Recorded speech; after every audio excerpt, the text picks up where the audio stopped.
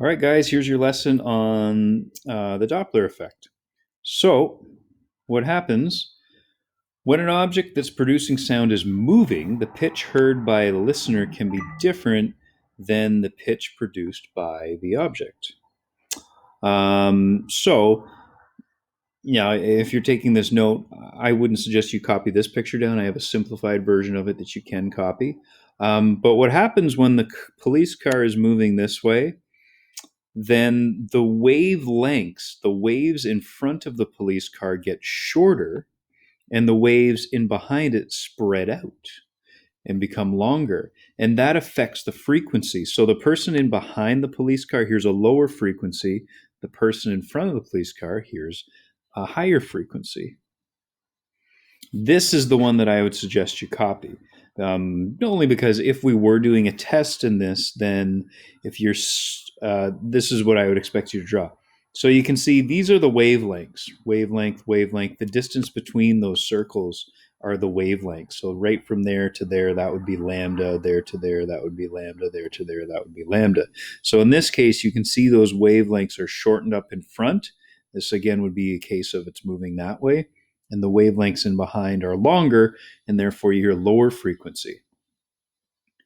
You know, when a motorcycle or something flies by your place, you hear that meow, that sort of that high to low pitch as it goes past you. Because if you were standing here, then when that thing's coming towards you, you hear that high pitch. But as soon as it gets past you and is moving away from you, it switches to a lower pitch. Anyway, if the object is moving towards you, you hear a higher pitch. Just covered that. And if it's moving away from you, you hear a lower pitch. Pitch, that might be the first time you're seeing that term here. Same as frequency, okay? So both conditions can be rolled into one equation where you just use a positive and a negative. The positive sign indicates a receding source. That means going away from you. And the negative sign is an approaching source. That means it's coming towards you. F2 equals F1 times Vs. I'll write down what some of these mean. F2 is the apparent frequency. That's what you hear. F1 is the source frequency. Vs, of course, is the speed of sound.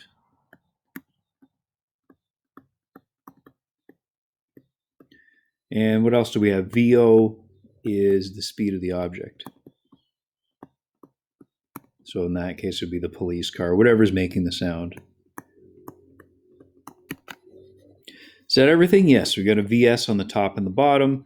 The difference between what you hear and what the source is actually making is referred to as Doppler shift. The same equation is used with different waves like light. And they use that Doppler shift to determine how far away galaxies are and how fast they're moving away from us or towards us or whatever. So example number one, the Batmobile is approaching Batgirl at a speed of 140 kilometers per hour. We're going to need that in meters per second. We'll worry about that later. Calculate the apparent frequency of the horn heard by Batgirl if the sound has a frequency of 500 hertz. So that's F1. We're trying to find F2. We got our temperature. There's the temperature. Vs equals 332 plus 0.6 times the temperature, 65 degrees Celsius. Believe it or not, I did not even make this example up. I found it in an actual physics textbook and just kept it exactly the same. That's why it's a little goofy. First of all, why is it 65 degrees Celsius? In the Bat Cave, I think it would be damp and cool, not 65 degrees Celsius. It's not like going into a volcano. Anyway, so I get a speed of sound of 371. Let's start there. That's the speed of sound. Now let's start looking at this formula. So F2 equals speed of sound, 371, times F1. That's the 500 hertz. So there's the top of my equation.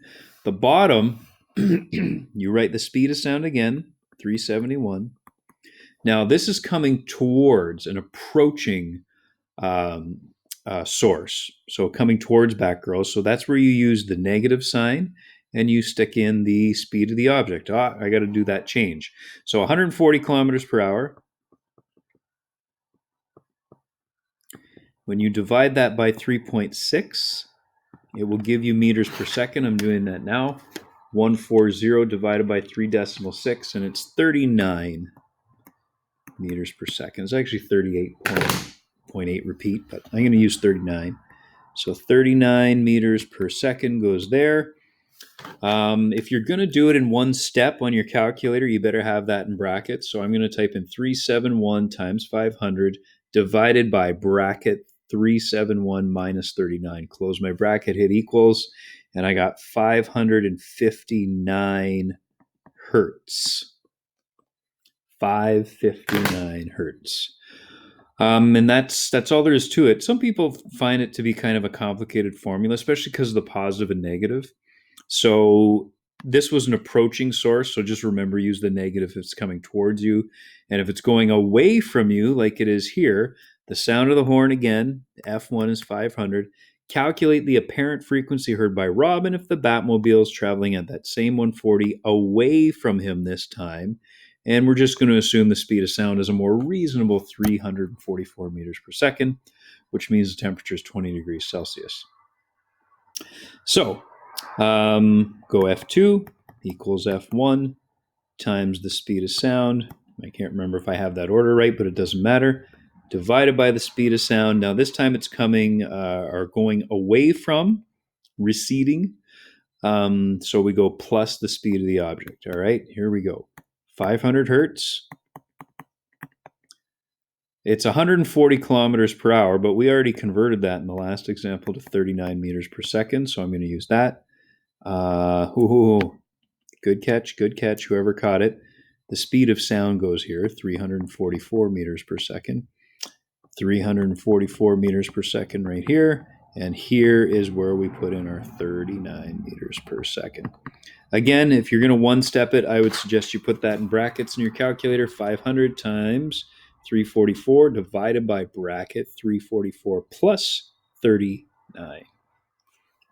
So in this case, you hear a lower pitch as it goes away from you, and I got 449 hertz. That is how you deal with the Doppler effect. Now, what if you're going at the speed of sound? And we're going to talk here about sound barrier, moving faster and at the speed of sound. So then your diagram becomes this. Instead of the waves being shorter in front of you, they're right on top of each other in front of you. When you're traveling at the speed of sound from the object gets piled up at the front of the object. And that pile of air is called the sound barrier. Remember, sound waves are compressions in the air. So when you compress a lot of air really tightly in front of you, it makes almost like a solid barrier. It's very difficult to get through. Once the object is able to break through and go faster than sound, it leaves this sort of pressure wake in behind it. And when the edge of that sound cone comes past you, it makes a boom sound, which you may know is called a sonic boom. So if you're, right here, I don't know why I can't draw a stick person today. That's a little odd. When that wave gets to you, this cone comes in behind the plane, then it hits you, you hear that crack, that big sonic boom. A lot of pilots lost their lives trying to break the sound barrier back, I think it was during the Second World War, because obviously it'd be a huge tactical advantage to be able to go faster than sound, faster than the other team's airplanes. So lots of test pilots lost their lives. You actually get your controls freeze up when you get stuck in that sound barrier, and then you crash. Anyway, it looks like that's all that I'm going to have you do here. Let's go beyond it. Let's keep my annotations because they were fantastic. And let's go over here and look at what you're going to have to do. So all I want you guys to do is number 64. Just number 64 on these Doppler effect questions. So that's the first one. So all I want you to do is practice using doing this. So the object's coming 25 meters per second towards the observer, 25 meters per second away from the observer, or 140 kilometers per hour towards the observer, which, if you've watched this video, you already know 140 kilometers per hour is 39 meters per second. So that's all I want you to do is just number 64. If you have it, like, the problem with this particular set of questions is that the answers are a little bit weird, and it's because the questions are a little bit weird.